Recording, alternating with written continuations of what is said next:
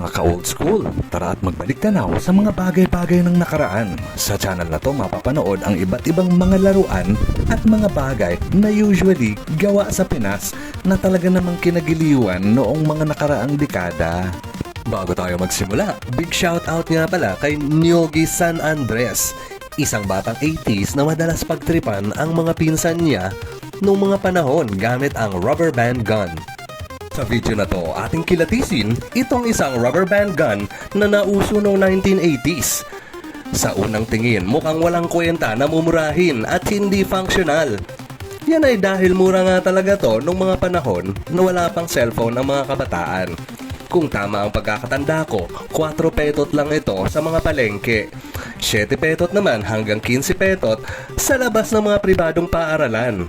Pero wag ka, mas functional pa tong laruan na to kaysa sa mga function keys ng keyboard ng computer mo. Etong rubber band gun na nabili ko ay walang markings ng country of origin. Sa ngayon, hindi ko pa din alam kung ano yung kumpanya na nagpauso nito. Noong mga panahon ng late 70s at 80s, nagkalat sa Southeast Asian markets ang mga patok sa masa ng mga unbranded Hong Kong made na laruan. Parte sila ng mga tinatawag na palengke toys na nagkalat sa mga palengke at suking tindahan. Napakasimple lang ang mekanismo nitong rubber band gun. Meron siyang isang maliit na cross na umiikot. Ito ay sinasabitan ng lastiko o goma at itong cross naman na ito ay sumasabit sa dulo ng gatilyo. Ang goma na isasabit sa maliit na cross ang magsisilbing tagapagpaikot nito kapag kinalabit ang gatilyo para i-ready na ang susunod na bala. Paulit-ulit lang ang proseso, depende sa dami ng goma na ibabala mo sa rubber band gun. Dahil nga sa straightforward ang mekanismo nito, wala ka nang ibang gagawin bukod sa babalahan mo na lang ng sandamukal na goma o lastiko ang rubber band gun. Basta hanggat kaya mong maikot ang maliit na cross, tuloy-tuloy lang ang paglalagay mo ng mga goma. Pero syempre, kapag sumobra ang inilagay mong goma, maaaring mag-crack o maputol ang rubber band gun.